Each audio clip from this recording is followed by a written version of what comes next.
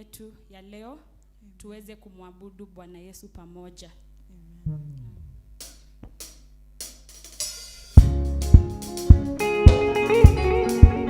Makofi ya juu kwa Yesu.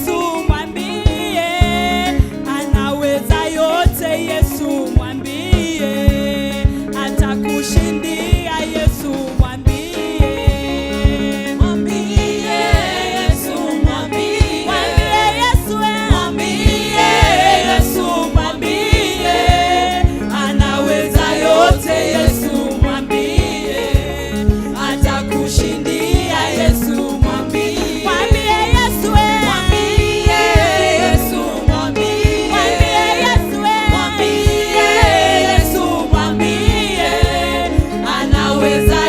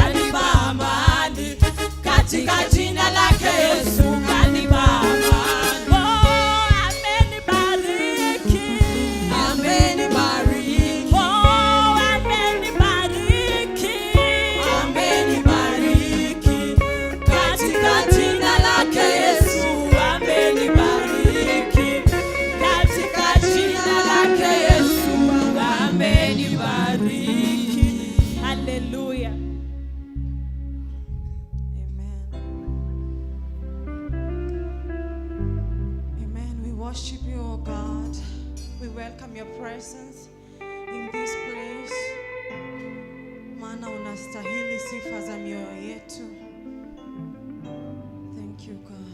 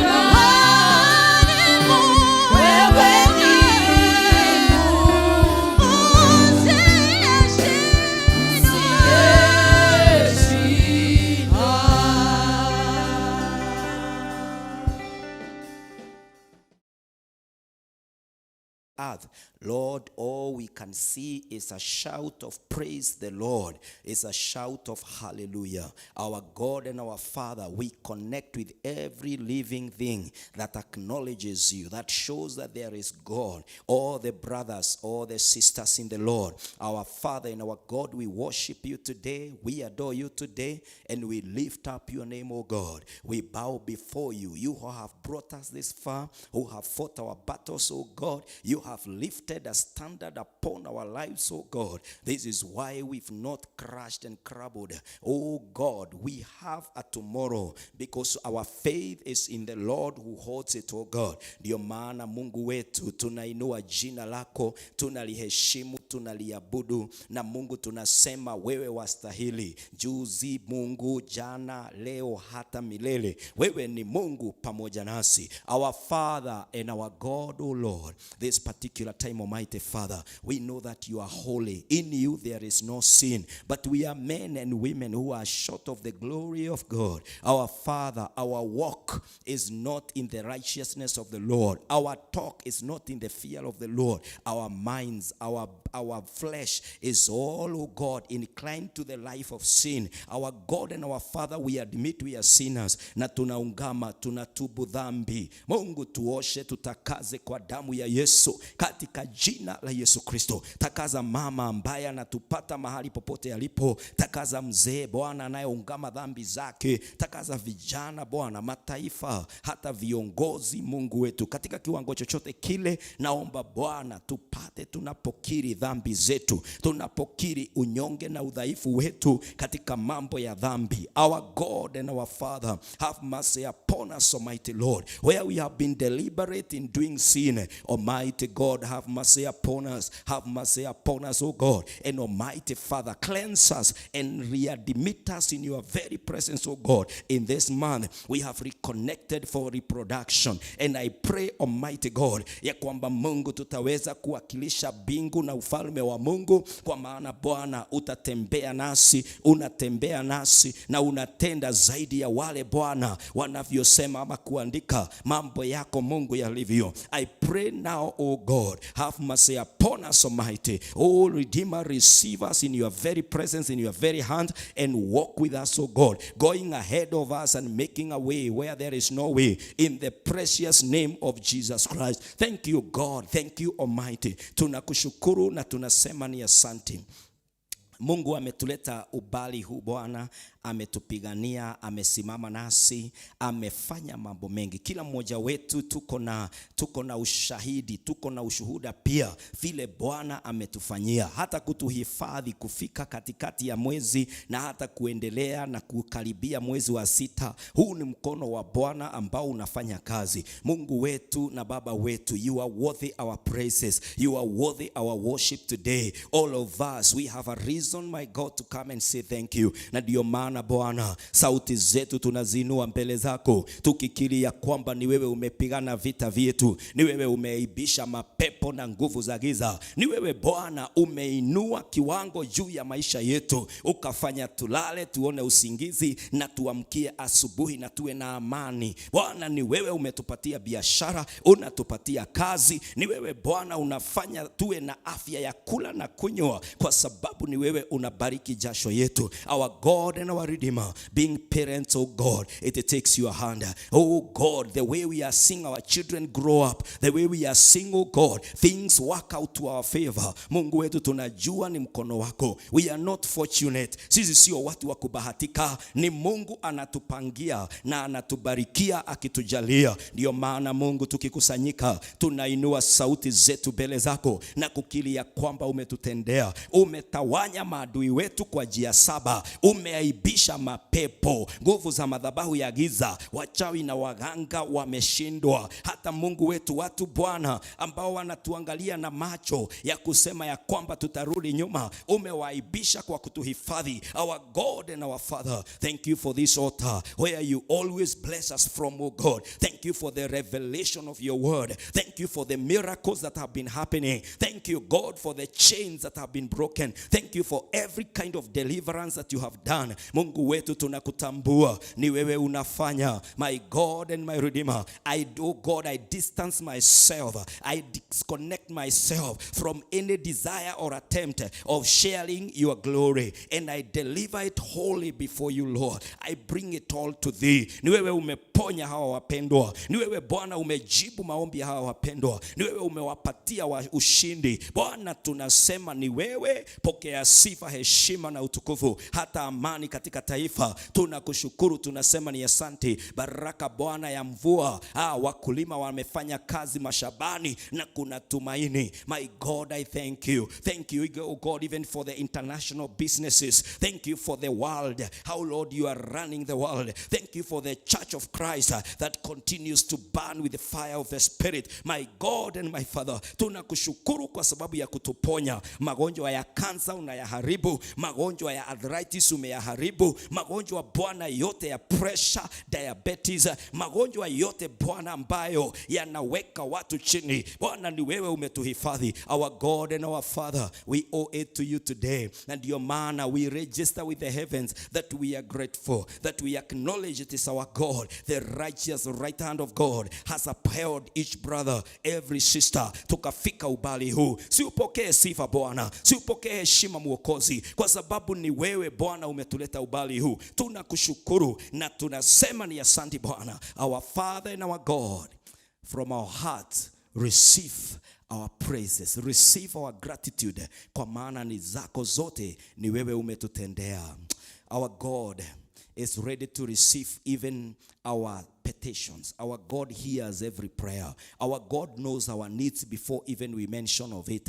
Our God is ready. He says you don't have because you don't pray. You also don't get it even if you pray because of your attitude, your motive. Wapendwa, situmwambie Bwana ya kwamba akitupatia na maombi yetu hayana jambo lingine. Akitupea sisi ni watu wa shukurani, akitujalia sisi ni wana wake, akituinua sisi ni watoto wa Mungu. Our God and our Redeemer, Mungu wetu, unapoangalia nafsi zetu, you can read our minds and our lives, oh God. Father, forgive us if we are asking with any other intention or motive. How we pray today ya kwamba Bwana, maombi yote Bwana tunayoyainua itatimika. Maadui wetu utawashinda. Oh, afya yetu Bwana utatubarikia. Mungu wetu, jamii zetu zitakuwa za baraka. We pray for the favor of God. Mungu wetu, kuna watu wameishi kuapply kazi, naomba na wao wafungulie ile njia. Kuna doa Bwana zimeishi katika mateso, mafarakano na kuachana na kurudiana.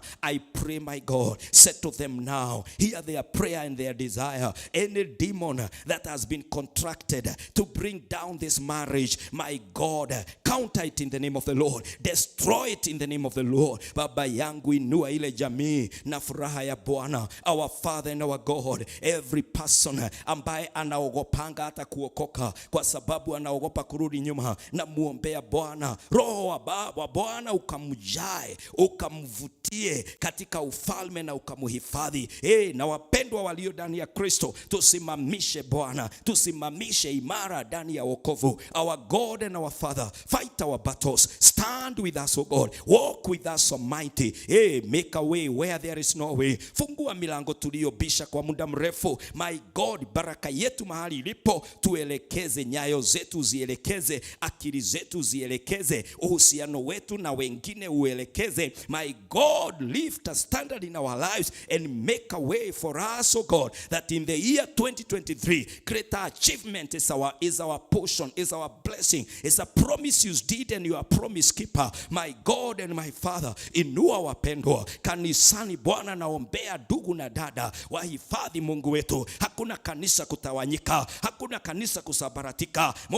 Mambo yote na nguvu zote na njia zote za mashetani zimeshindwa katika jina la Yesu Kristo. Roho wa Mungu, inua wapendwa, bariki wapendwa. Let there be the unity of the body of Christ. Let there be miracles, signs and wonders backing up our way of life in the faith in the name of the Lord. My Father, my God, may your word, may the bread of life, the water of life, my God, may people people get more thirsty. May people get more hungry, that they will all convene at the place of prayer in the church, my God. Father, looking unto you, waiting upon you, Jehovah. Fill us with your will, O God. Fill us with the Holy Spirit, that God will lead a life that is worthy the glory of God. We shall lead a life that is worthy a testimony. Mungu wetu tuinue. Baba yangu, hata ninapogawa neno leo, naomba Bwana unijaze na unielekeze Bwana. Unifanye kama chumvi iliyo na ladha yake katika jina la Yesu Kristo. Unifanye kama taa ulio na mwanga wake katika jina la Yesu Kristo. Naomba Bwana, hata nami unibariki, hata nami unijalie, mimi na jamii yangu tukutumikie siku zote za maisha yetu, na kanisa hili la Voice of God utuinue hadi kiwango ambacho ni makusudio yako Bwana. Inukia wanaotuinukia, mipango yote, all the strategies of the enemy,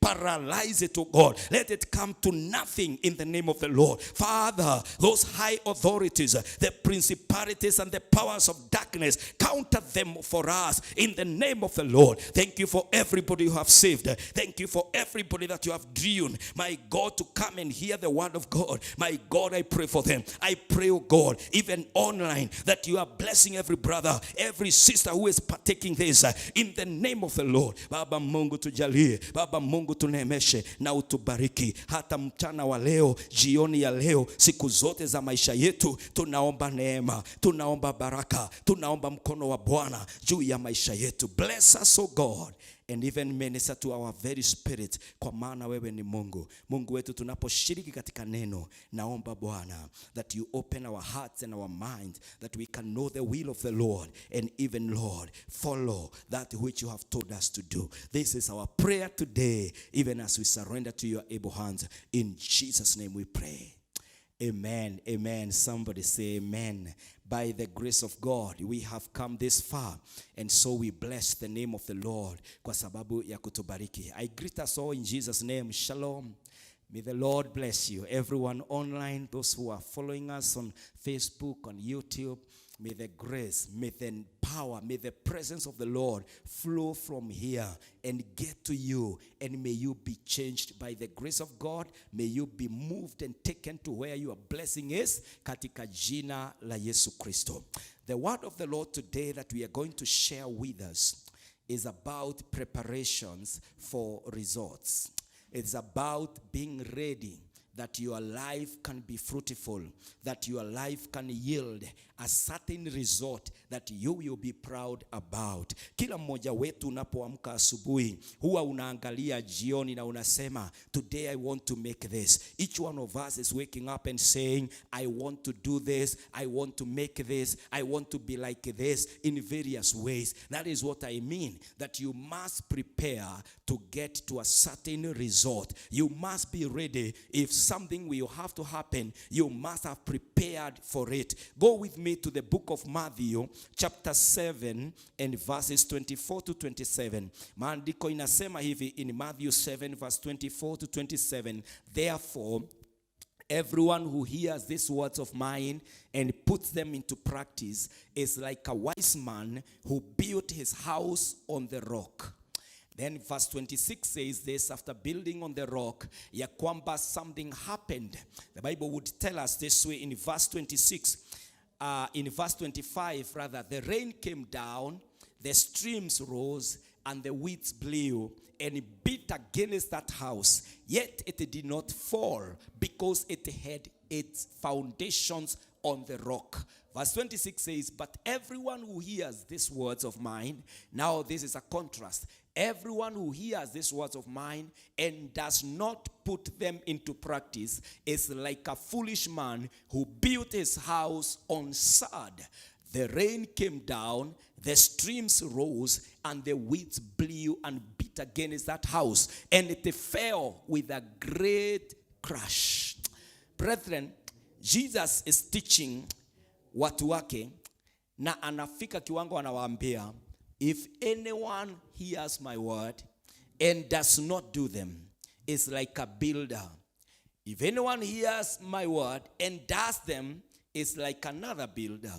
And so, wapendwa, the Lord want to teach us today about being ready for something. being prepared for something. Would you want to prepare to pass your exam? Would you want to prepare to launch your business? Would you want to prepare even to do something bigger that has not been done by anybody else? Those preparations, they call for something higher. If you are readying yourself for success, if you are preparing yourself for something higher, then the preparations becomes tougher and thorough because of the result that you want to do. How about expecting God to move in our lives? It calls us for a certain way of preparation. I want to talk about preparation yields results. That the results that you get are in equal measure to the preparations that you did. Vile unavyojitayarisha ndivyo matokeo yatakavyokuwa. Matokeo yanatuambia, yanatuonyesha ulijiandaa kiwango gani. There are these people who went to climb Mount Everest at some point. Na walipofika katikati, kukatokea a storm. Na hiyo storm ikaua watu wengi sana. Mmoja wa wale ambaye aliweza kufika kilele cha ule mlima, alipohojiwa akaulizwa, what happened that the people were beaten by the storm? He said that the storm had no problem. What was the problem was the preparation of the people. The people knew that the mountains are hit by storms, but their preparations were not powerful and strong enough to stand the storm. And so he did not point at the storm because the storm cannot change.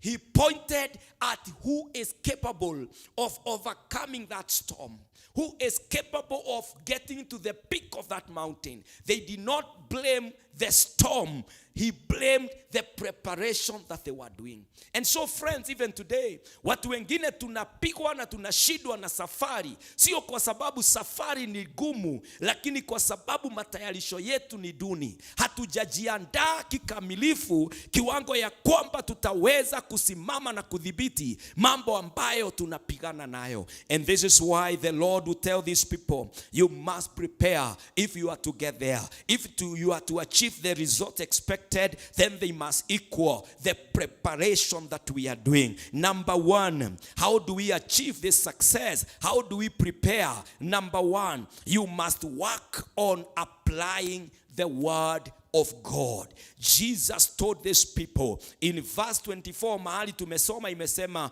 therefore everyone who hears these words of mine and puts them into practice, we must work on applying the word of God.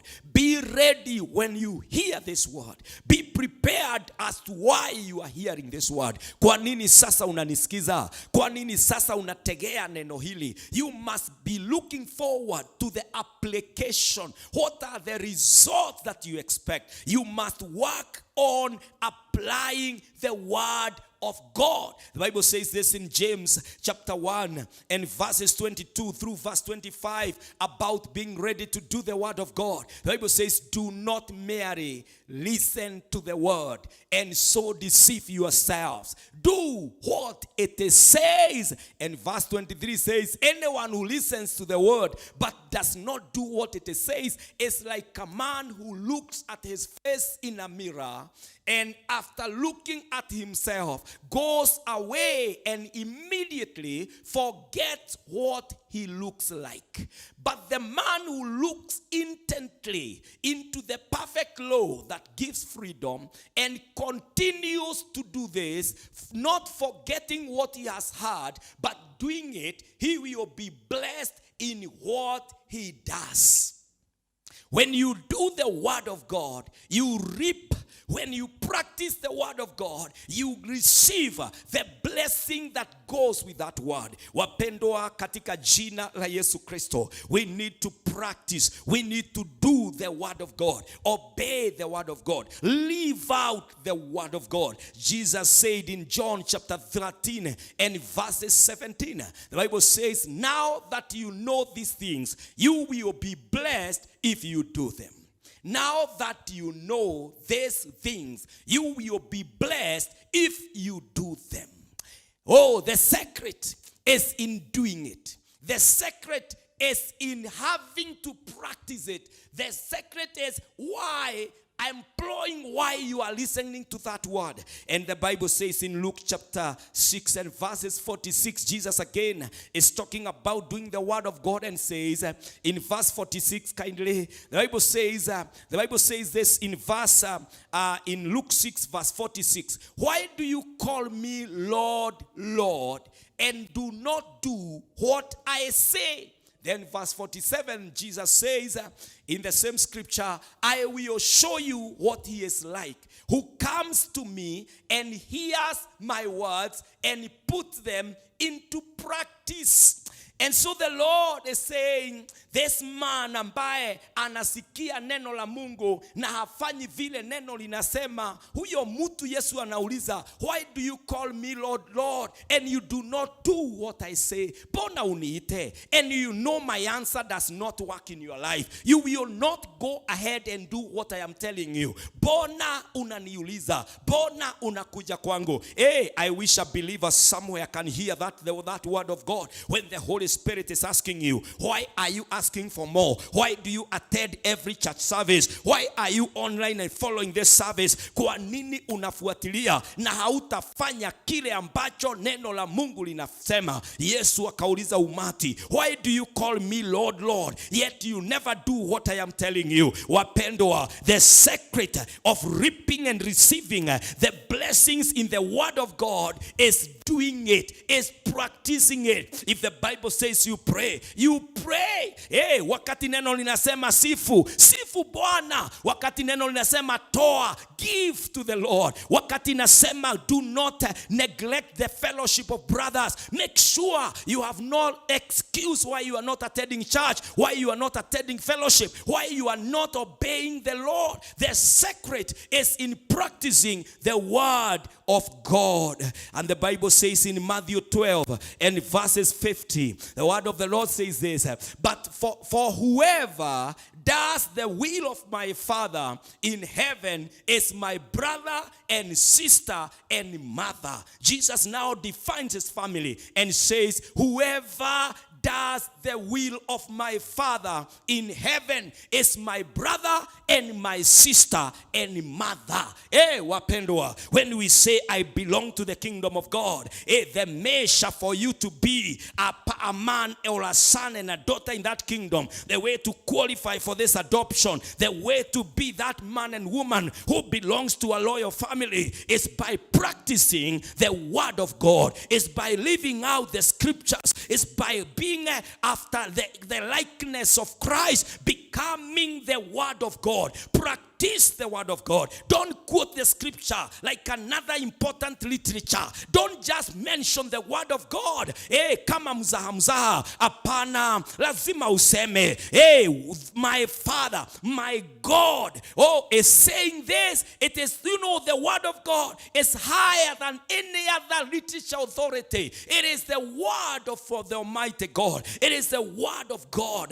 Wapendwa, we must learn to practice the word of the Lord. Somebody pray for yourself. Tell the Lord, my God, I now align myself. I prepare for results, oh God. The word of God, I shall live out the word of God. I shall practice the word of God. I shall do the word of God. I will love the word of God. My Father, my Jehovah, I pray that every word I preach, every word I read, every word revealed to me by the Spirit, I will put it into my life's practice. I shall have a lifestyle of doing the word of God. Mungu naombea mpendwa ambaye baraka yake imechelewa kwa sababu ya kutofanya neno la Mungu, that God now you are installing in them a speed kind of for them to catch up to do the word of the Lord. Mungu wangu ulimwambia Elijah atelemuke mpaka katika maji ya Zarephath na atapatana na mama. He obeyed the voice na akapata msaada wake pale. I pray now, help us to practice what we have heard so that we can become a family of God in the name of Jesus. Help us, God, to practice your word. In Jesus' name we pray. Amen.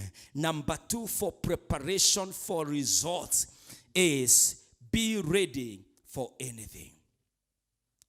wakati Mungu amekujalia na kila siku, be ready for anything. Jesus said in the same main text that we are using, main text of Matthew 7, verse 24 to 27, verse 25, it shows, the Bible says, the rain came down, the streams rose, and the weeds blew, and it beat against that house. Yet it did not fall, because it had its foundations on the rock.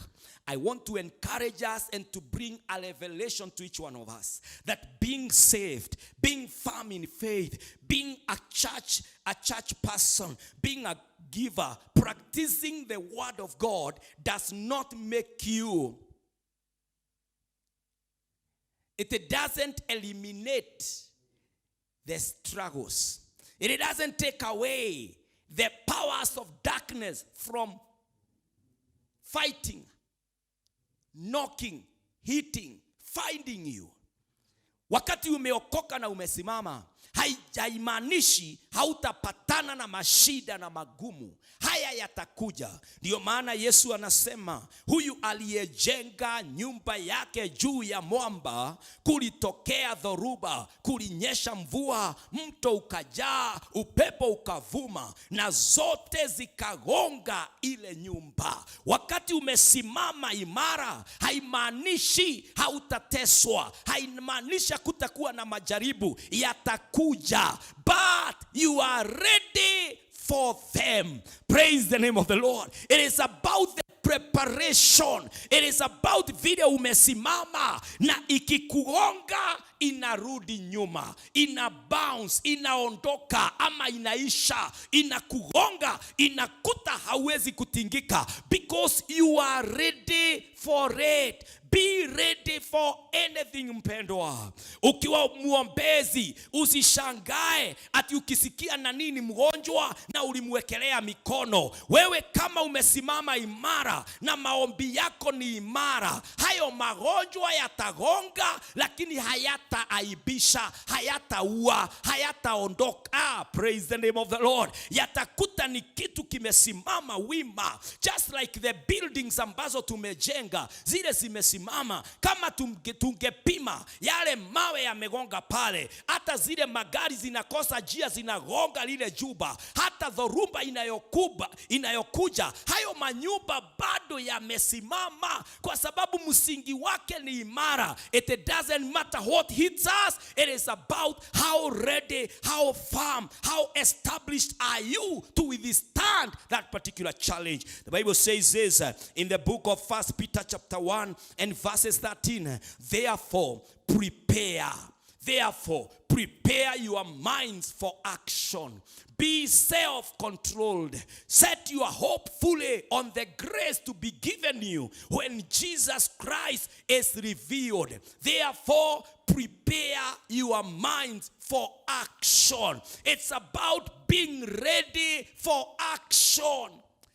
Haijalishi, we don't have to study the works of the devil. We don't have to know who are our enemies. What we need to know is to prepare ourselves for any eventuality. You are firm in your faith. Wakikutafuta hawatakupata, kwa sababu wewe ushaangalia jina lako, ushaangalia mienendo yako, ushachunga ulimi wako, ushajua marafiki wako ni nani. Kwa hivyo hata kama wanapanga scandals huko nje, let them come. They will find a firm man of God. They will find a firm woman of God. They will find a family founded on the Lord. They will find a business founded in the name of Jesus. They will find professionalism that is guided and led by the disciplines of the scripture. Na haitaangushwa, hao mapepo watashindwa. It's about how ready, my brother, you are. Oh, hallelujah. The Bible says this in John chapter 16 and verses 33. John 16 and verses 33. The word of God goes and says, I have told you these things so that in me you may have peace. In me, be founded in me, you may have peace. In this world, you will have trouble. But take heart, I have overcome the world. This means, friends, We don't have to study the world. We don't have to care about the world. We don't have to be scared of the threats of the enemy. Jesus says, I have taken care of the world. I have overcome the world for you. Now stand firm. Now be established by the grace of God. Unasema, mimi ni kazi yangu sasa ni kujijenga, ni kujengeka imara ndani ya Kristo, ni kusimama wima ndani ya Kristo. Imani yangu lazima isimame, ndio nikigongwa inakuta mtu amesimama. Chochote ambacho kinajiandaa kugonga voice of God, kinakuta kanisa, kinakutana na madhabahu yaliyojengwa katika msingi wa Yesu Kristo aliye mwamba imara. Na kwa hivyo hatutatingika, hatutaanguka, kwa maana we are ready for anything. The Bible says this in 1 Peter chapter 5 and verses 8. Be self-controlled and alert. Your enemy, the devil, prowls around like a roaring lion, looking for someone to destroy. Wapendwa, the enemy is out there. You're gonna be ready. You're gonna be firm. How do I get ready? By doing the word of the Lord. By standing firm in the word of the Lord. Ndio maana Yesu anasema, wakati huyu mjenzi alijenga ile nyumba yake, alichimbia vizuri. Mto, mvua, upepo, zote zikagonga ile nyumba, lakini ikasimama. The word of the Lord through the mouth of Apostle Paul in 1 Corinthians. The Bible says this in 1 Corinthians chapter 16 and verses 13. The word of the Lord says, be on your guard, stand firm in the faith, be men of courage, be strong. Be on your guard, stand firm in the faith, be men of courage, be strong.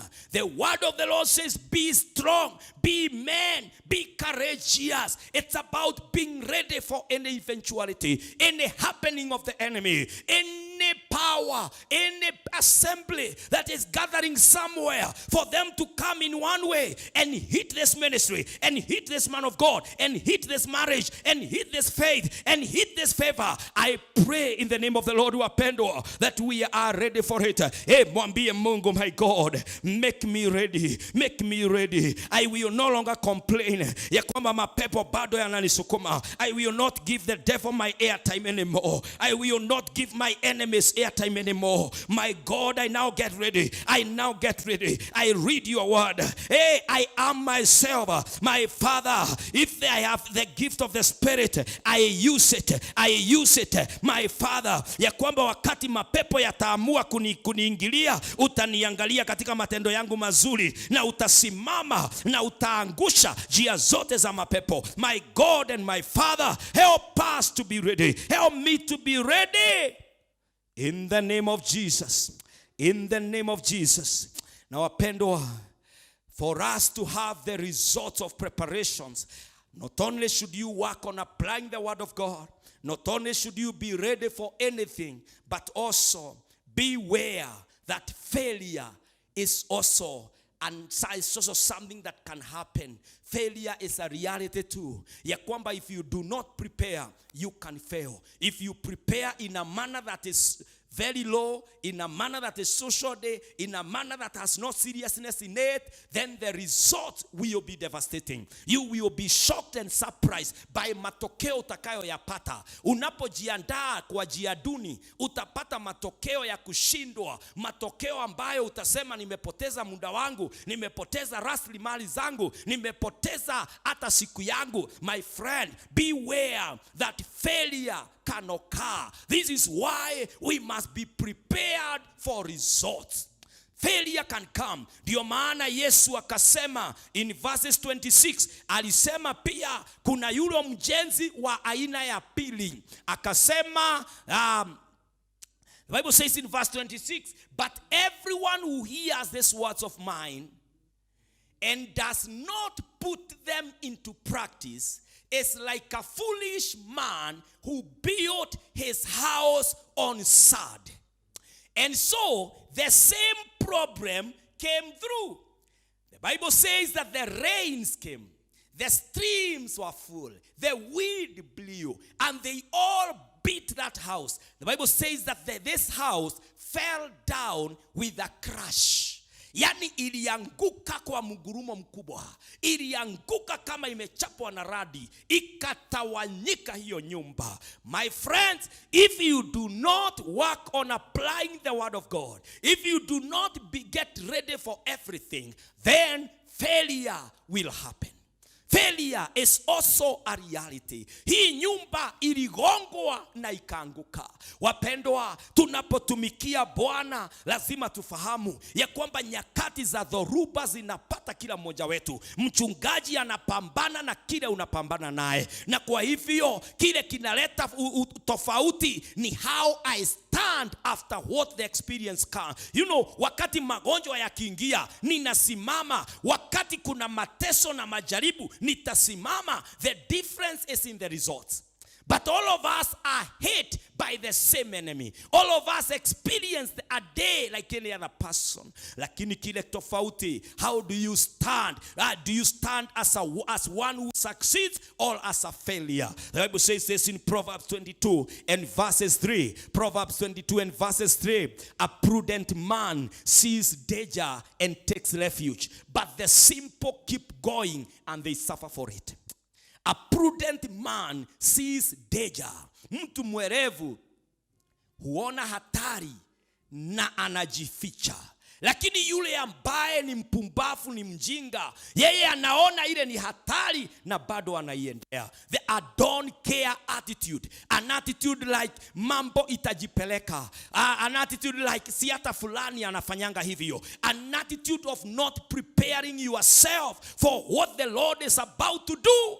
I pray in the name of the Lord that failure will not be a choice for us. That failure will not be an option for us. All of us will work on applying the word of God. All of us will desire to become like the wise builder ambaye alijiandaa vizuri na akapokea baraka yake. The Bible says in Luke 21 and verses 36, the last scripture I mentioned, the Bible says, be always on the watch and pray that you may be able to escape all that is about to happen, and that you may be able to stand before the Son of Man. I repeat again, be always on the watch and pray that you may be able to escape all that is about to happen, and that you may be able to stand before the Son of Man. Wapendwa, hatuwezi simamisha majanga, hatuwezi kuwa na siku yetu. You know, ati siku ya Wednesday tunasema hii ni siku ya Wednesday yetu, lakini kuna siku ya Wednesday ya wale wengine. Siku ni moja. Yesu anasema watch out.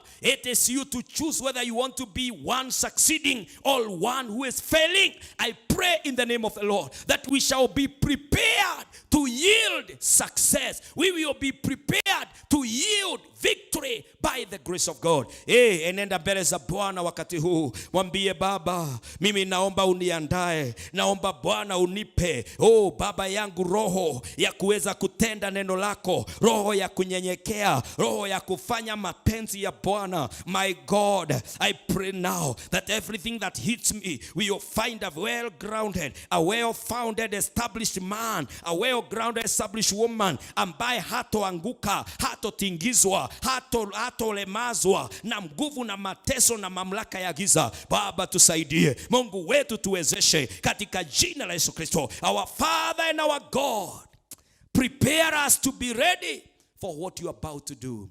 This is our prayer, O God. In Jesus' name we pray. Amen, amen, amen. Hallelujah, wapendwa. You know, our God is ready to help us. The word of God, this is why it is written, for you and I to be in a position kufanya mapenzi ya Bwana. How I pray that all of us will be like the wise builder ambaye alifanya neno la Mungu na ikatendeka kama Yesu alivyosema. I pray for all of us ya kwamba hata katika huduma zetu, kazi zetu na maisha yetu, we shall be able to stand by the grace of God. May the Lord bless you. I want to do the final prayer, and the prayer I'm doing is a prayer of responding to the gospel by giving, and by giving your offering to the Lord. The number to use as you give is on the screen right now. The pay bill number is 57116, 57116. Na ikikuitisha account unaweza kuandika jina lako, ama uandike hitaji lako, na tutaona na tutaendelea kukuombea, na Mungu atakujalia akikubariki. Na pia kuna hiyo namba ingine pia iko hapo, na Mungu atakubariki ukitumia either of them. Let me pray for your offering. Father, in the name of Jesus, I pray for every offering, every sadaka ambayo inapeanwa, ya kwamba Mungu unabariki wanaotoa. Baba yetu, wakati tunaona shida zetu na tunajirudia, makosa yetu tunayafahamu, wakati tuaja kwako Bwana unatupokea. Naomba kupitia kwa hii dhabihu wanayotoa, uwarejeshe Bwana, uwafanyie upya katika maisha yao ya imani katika jina la Yesu. Na ubariki kazi ya mikono yao, ubariki magara yao, na Mungu wetu biashara zao wanazofanya uwapanulie mipaka. Pokea dhabihu hizi Bwana, na ukatende Mungu wetu vile wanakutarajia katika maombi yao. Zipokee na utubariki. Nalo neno lako Bwana lifuate, likazae matunda katika maisha yetu. Tunaomba haya katika imani, katika Kristo Yesu tunaomba hata kuamini. Amen, amen. May the Lord God bless you. May the favor of God be upon you. Na neema iwatoshe, na mkono wa Bwana uwe juu yenu. May the Lord bless you as you apply the word of God. Shalom and God bless you. Amen, amen.